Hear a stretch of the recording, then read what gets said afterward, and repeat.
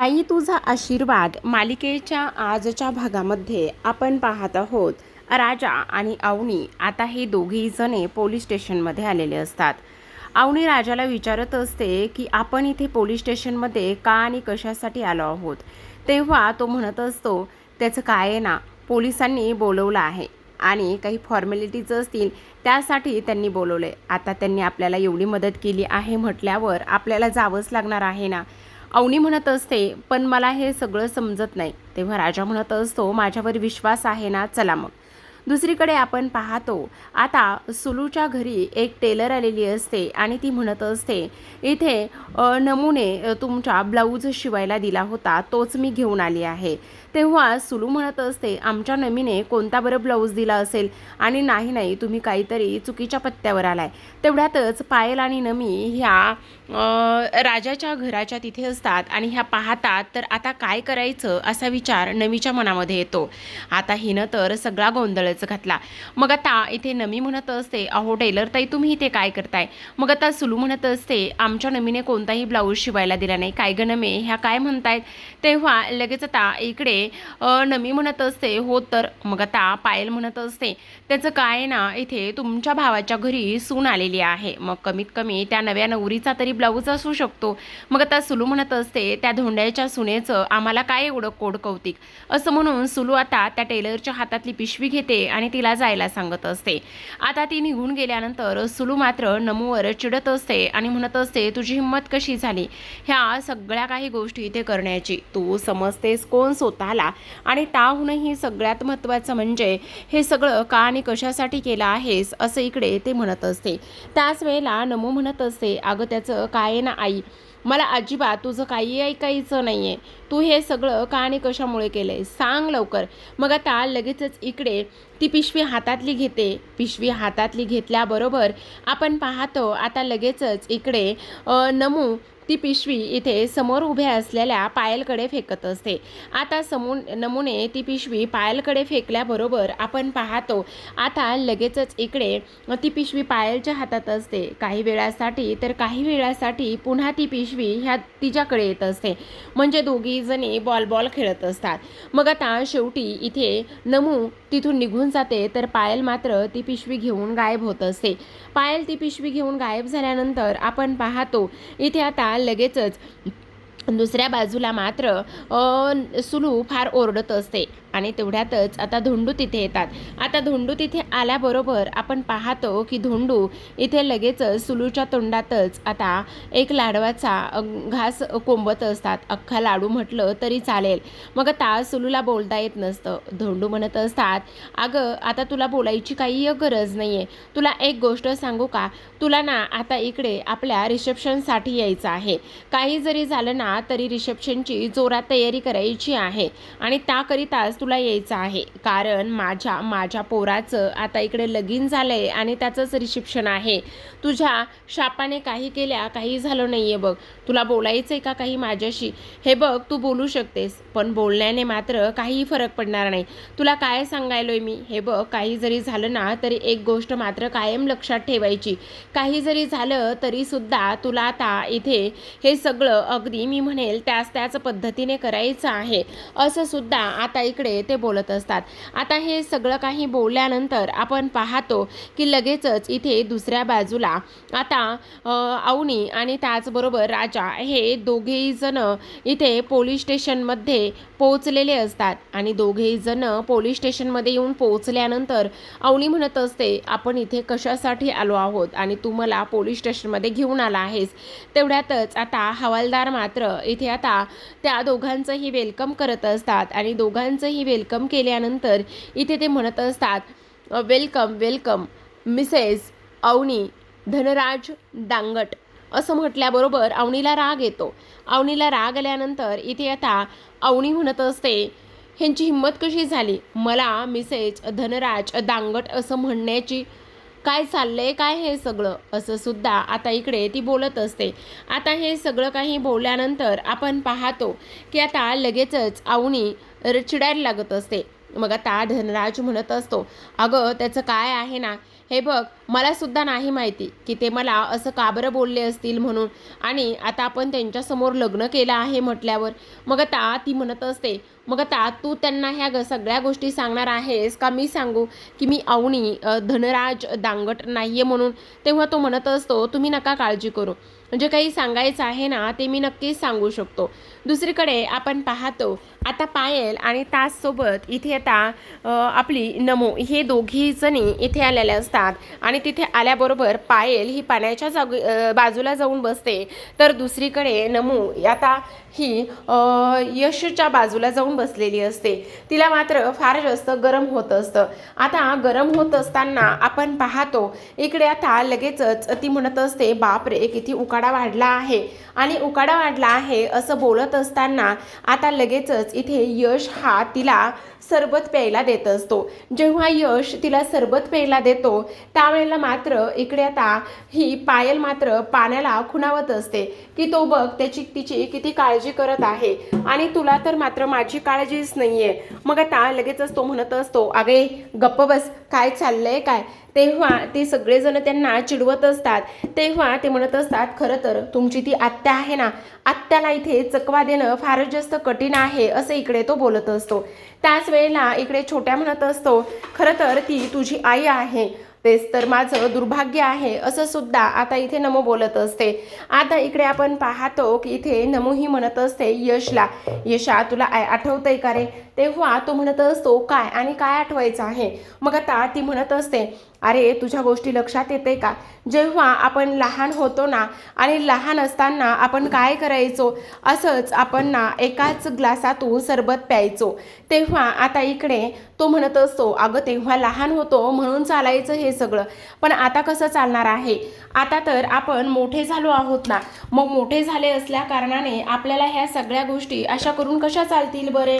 तेव्हा ती म्हणत असते, का नाही चालणार, चालू शकतं ना, तुला सुद्धा वाटत नाही करे, माझी आठवण येत नाही करे तुला सुद्धा. आणि हे बघ तुझ्या भावाने पाठीमागून येऊन लग्न सुद्धा केलं, त्याचं तुला वाईट वाटत नाहीये करे असं नमू बोलत असते. त्याच वेळेला यश म्हणत असतो, नाही ग, वाईट असं काही वाटत नाही, उलट तुला सांगू का, हे बघ त्याच्या लग्नाची योग असतील आणि त्यामुळे त्याचं लग्न झालेलं असेल, मग मला वाईट का बरं वाटेल, अजिबातच वाईट वाटत नाही. दुसरीकडे अवनी म्हणत असते, हे बघ मला ह्या लग्नामध्ये अजिबात अडकून पडायचं नाही, ते तुला चांगलंच माहिती आहे. आणि आणखी एक गोष्ट सांगू का राजा तुला, हे बघ तू सांगणार आहेस त्यांना का मी सांगू की आपलं हे लग्न खोटं आहे म्हणून. त्यांनीच तर आपलं लग्न खोटं आहे हे लावून दिलेलं आहे ना, मग तरीसुद्धा इथे ते सगळे आपल्याला ह्या अशा गोष्टी का बरं बोलतायत, काय संबंध आहे ह्या सगळ्या गोष्टींचा, असं अवनी बोलू लागलेले असते.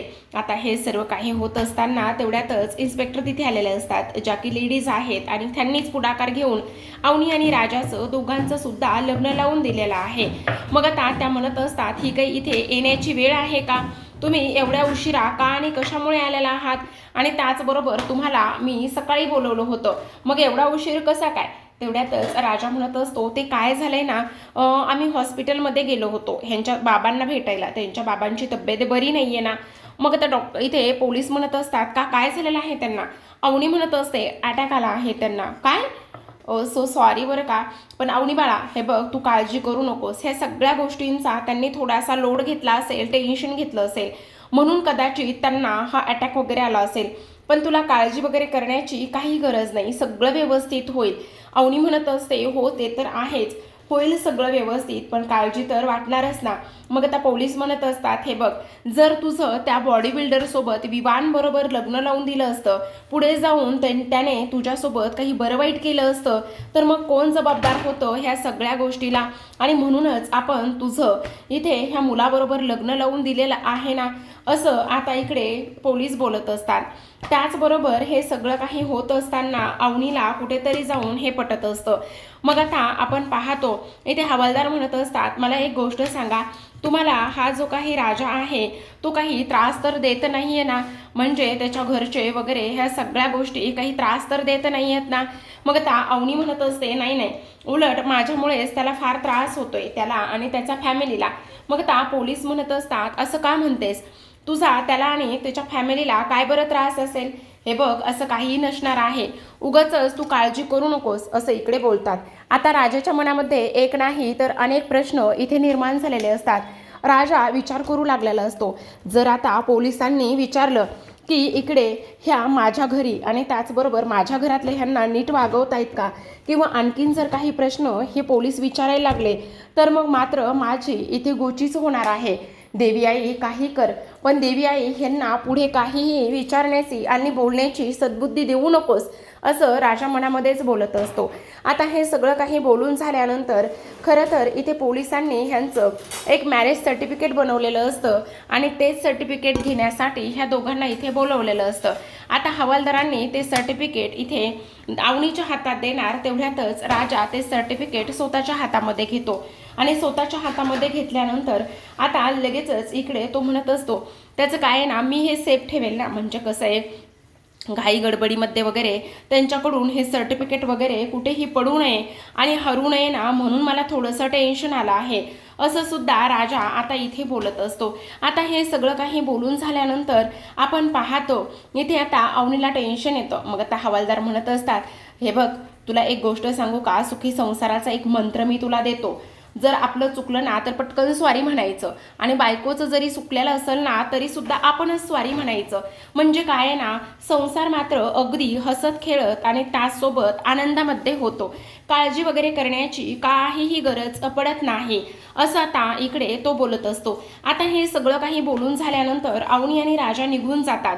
तर आता पोलीस हवालदार इमोशनल झालेला असतो आणि तेवढ्यातच पोलीस म्हणत असतात, काय झालं तुम्हाला इकडे तुमचे दिवस आठवले का? तेव्हा हवालदार म्हणत असतात, हो मॅडम अगदीच मला ना माझेच दिवस आठवतात बघा नेहमीच. दुसरीकडे आपण पाहतो राजा आणि आता अवनी हे दोघी जणे घराकडे निघालेले असतात.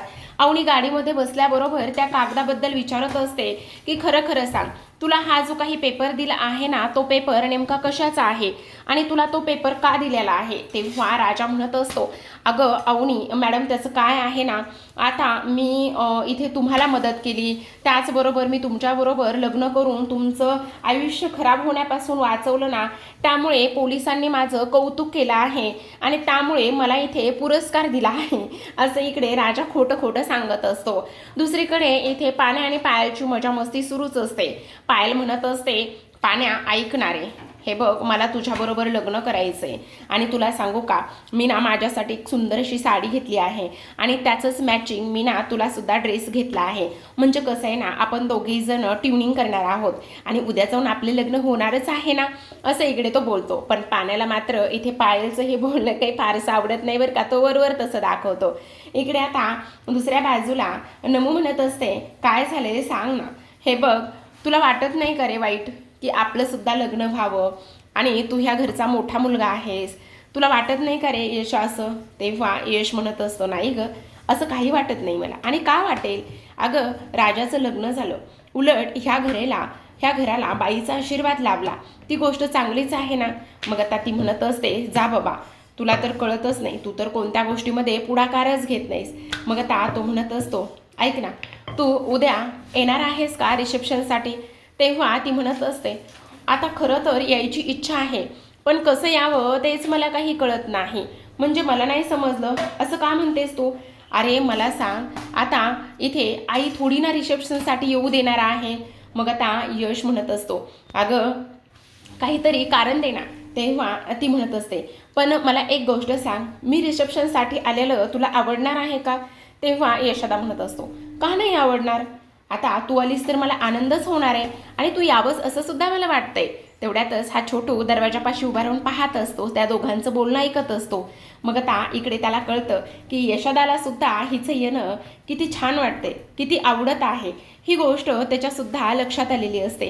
तेवढ्यातच तो तिथे येतो. आता नमू म्हणत असते, खरं तर मला तर ना अवनीचं कौतुकच वाटतंय बाई, म्हणजे बघ ना ती कशी पळून गेली, म्हणजे त्या दोघांनी सुद्धा नंबर मारला, त्या दोघांनी सुद्धा लग्न करून टाकलेलं आहे. आणि तेव्हा लगेच आता इकडे हा पाण्या म्हणत असतो, खरं तर इथे पाहायला गेलं ना तर तेवढी डेअरिंग तुमच्यामध्ये थोडी ना आहे.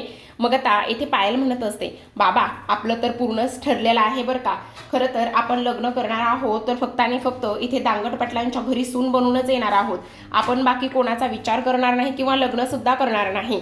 मग आता इथे नमू म्हणत असते, खरं तर माझं सुद्धा अगदी तसंच ठरलेलं आहे, पण माझी आई अडवी येते. मग आता पाण्या मुद्दामच म्हणतो बरं का त्या दोघींना सुद्धा, बाप रे बाप, तुमच्या दोघींच्या सुद्धा आया काट्या घेऊन आलेल्या आहेत. असं म्हणता क्षणी ह्या दोघी जणी तिथून पळून जातात. आता त्या दोघी जणी पळून गेल्यानंतर तो म्हणत असतो, बघितलंस, आणि ह्यांना म्हणे दांगट पाटलांच्या घरच्या सुना व्हायचं आहे. काय बोलावं काही कळत नाही बरं का प्रेक्षकांनो. पण असो, आता इकडे रिसेप्शनची पूर्ण तयारी झालेली असते. सगळेजण छान असे तयार झालेले असतात. आपल्या यशादा सुद्धा खूप कमाल दिसत असतो आणि यशादा नेहमीप्रमाणेच भावाचं कर्तव्य पार पाडण्यामध्ये पुढे असतो. मग आता त्याने इथे राजाला कॉल केलेला असतो आणि तो म्हणत असतो, राजा काय चाललंय तुझं? पेट्रोल वगैरे ह्या सगळ्या गोष्टी भरून झाल्या की नाही? केव्हाचं पेट्रोल भरलंस? मग घरी कधी येतोयस? मग आता राजा म्हणत असतो, यशादा आज तू सुद्धा माझी मस्करी करायचं ठरवलंयस का? तेव्हा तो म्हणत असतो, नाही तसं नाही, पण घरी कधी येणार आहेस? अवनीचे बाबा वगैरे ठीक आहेत ना? मग आता तो म्हणत असतो, हो यशादा सगळं ठीक आहे, अवनीचे बाबा वगैरे ते सुद्धा ठीक आहे, पण मग घरी कधी येणार आहेस? बस निघालोच आहे, रस्त्यात आहे, पोचतोच आता, असं सुद्धा तो इथे बोलत असतो. आता इकडे जवळपास सगळे मंडळी सगळे गावकरी जमा व्हायला सुरुवात झालेली असते, कारण आपल्या धोंडी पाटीलनी इथे सगळ्या लोकांना आमंत्रण दिलेलं असतं, कारण त्यांच्या घरी आता इकडे लग्न झालेलं असतं, बाईचा आशीर्वाद लाभलेला असतो आणि त्यामुळे त्यांच्या घरात सून आलेली असते आणि त्याचीच जंगी पार्टी, जंगी रिसेप्शन असं त्यांनी ठेवलेलं असतं. आता एक एक करून गावकरी सगळेजण येत असतात. मग त्या गावकरी आल्यानंतर एक लेडीज म्हणत असते, बाई मला तर कळतच नाहीये, खरं तर इथे सुनेचा आणि मुलाचाच अजून पत्ता नाहीये, ते दोघेजण आले नाही आहेत आणखी, आणि आम्हाला इथे रिसेप्शनसाठी बोलवले, काय चाललंय काय नेमकं, आहेत कुठे ही लोक? त्याच वेळेला इथे छोटू म्हणत असतो, आणि एवढ्या सगळ्या लोकांना आपल्या बाबाने इथे बोलवले बाबा, ते सगळं ठीक आहे, पण आपले इथे उत्सव मूर्तीच गायब आहेत, ते कधी येणार आहेत? आणि इकडे तुमची सून पळून गेली की काय? असं म्हणता क्षणी आता मात्र इथे पाण्याला राग येतो. पाण्या म्हणत असतो, आमच्या सुनेबद्दल जर अशा काही गोष्टी बोलायला गेलात ना तर गाठ आमच्याशी आहे, ही गोष्ट तुम्हाला चांगलीच माहिती असेल ना, त्यामुळे हे सगळं काही बोलण्या अगोदर हजारदा विचार करा, समजलं का? तेवढ्यातच आता दांगड पाटील म्हणजेच आपला धोंडूराव पाटील हे आलेले असतात. ते आल्याबरोबर म्हणत असतात, चला आज माझ्या पोराचं आणि सुनेचं इथे रिसेप्शन आहे आणि तोच कौतुक सोहळा आहे. असं म्हणता क्षणी इथे धोंडी पाटलांची जी काही एंट्री झालेली दाखवली ना, त्या एंट्रीमुळे मात्र सगळ्यांनी तोंडात बोटच घातलेली असतात, कारण काय तो ड्रेस, काय तो तामझाम आणि काय ते सोहळा, काय ते कौतुक, काही विचारू नका बरं का. खूपच कमाल दिसत असतं हे सगळं काही. इथे छोटू आणि पाण्या म्हणत असतात, बाप रे बाप, आपले तर आज म्हणजे अण्णा काय दिसतेत कमाल, खरंच एकच नंबर दिसायला लागलेले आहेत, त्यांच्याकडे पाहून तर मला फार कौतुक वाटतंय, असं सुद्धा आता इथे तो बोलत असतात. हे सगळं काही बोलून झाल्यानंतर आता आपण पाहतो धोंडू पाटील हे आता स्टेजवरती जातात. धोंडू पाटील हे स्टेजवरती गेल्यानंतर आता मात्र इकडे ते म्हणत असतात, चला गाणं लावा आणि गाणं लावल्यानंतरच मला आता इथे काही करून नाचायचं आहे, असं सुद्धा आता इकडे ते बोलत असतात. आता हे सगळं काही झाल्यानंतर आपण पाहतो गाणं लावण्यात येतं आणि गाणं लावण्यात आल्यानंतर इथे आपले हे दांगट पाटील, धोंडीराव पाटील हे मात्र आता नाचायला सुरुवात करत असतात. दुसरीकडे आपण पाहतो हे दोघेही जण घरी निघालेले असतात आणि तेव्हा अवनी म्हणत असते, राजा मला कळत नाही हे सगळं आपण करतोय ते योग्य करतोय का? तेव्हा तो म्हणत असतो, हे बघा मॅडम, तुम्ही अजिबात काळजी करू नका, मी आहे ना तुमच्यासोबत. मग जर मी तुमच्यासोबत आहे म्हटल्यावर तुम्हाला काळजी करण्याची काहीही गरज नाही, असं सुद्धा आता इथे तो बोलत असतो. त्याचबरोबर इकडे आता तो म्हणत असतो, हे बघा जे काही आहे ना त्या सगळ्या गोष्टीमुळे जर तुम्हाला त्रास होत असेल ना तर खरंच मी त्या सगळ्या गोष्टीची तुमच्याबद्दल माफी मागतो, असं इकडे तो बोलत असतो. आता बराच वेळ झालेला असतो पण हे लोक काही आतापर्यंत आली नाही, त्यामुळे पुन्हा एकदा आपला यशादा हा राजाला कॉल करत असतो. खरं तर प्रेक्षकांना नावं जरा विचित्रच आहेत बरं का, कधी कन्फ्यूज मला पण होतं, त्यामुळे प्लीज तुम्ही थोडं समजून घ्या. आता तो म्हणत असतो, हे काही गावाच्या जवळ चालू आहे. अवनीला समोर त्या दोघांचा बॅनरचा फोटो दिसतो. आता समोर बॅनरचा फोटो दिसल्यानंतर अवनी त्याला रस्त्यातच गाडी थांबवायला सांगत असते आणि म्हणत असते, आत्ताच्या आत्ता गाडी थांबव. तो म्हणत असतो, का काय झालेलं आहे? अवनी खाली उतरते. अवनी खाली उतरल्याबरोबर ती म्हणत असते, हे सगळं काय? आता राजा म्हणत असतो, फोटो आहे. तेव्हा अवनी म्हणत असते, हे बघ मी मस्करी करण्याच्या मूडमध्ये अजिबातच नाही. मी तुला काय विचारते हे सगळं काय आहे. तेव्हा तो म्हणत असतो, पण तुम्ही असं का विचारताय? अहो हा फोटो तर आहे. हे बघ रिसेप्शनचा फोटो आहे हा.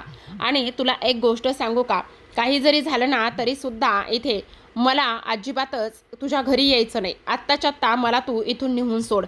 तेव्हा आता इकडे राजा म्हणत असतो, अहो अवनी मॅडम तुम्ही वेड्या आहात का? आत्ता मी तुम्हाला कुठे नेऊन सोडणार आहे? आणि तेव्हा अवनी म्हणत असते, नाही मला आत्ता तुझ्या घरी अजिबात यायचं नाही आहे.